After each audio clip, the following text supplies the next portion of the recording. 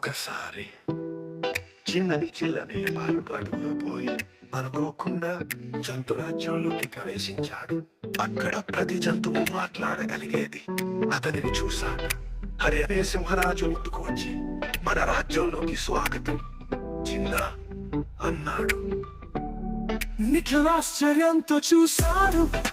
ఏనుగులు నీటి తోరణాలు వస్తున్నాయి, కోతులు ఊయగల్లా ఊగుతున్నాయి, మయూరాలు రంగురంగుల పెద్దల్లో నృత్యం చేస్తున్నాయి.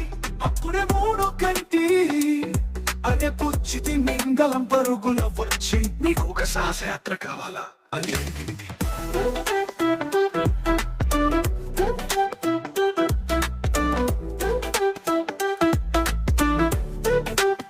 నిఖిల్ ఆనందంగా అంగీకరించాడు.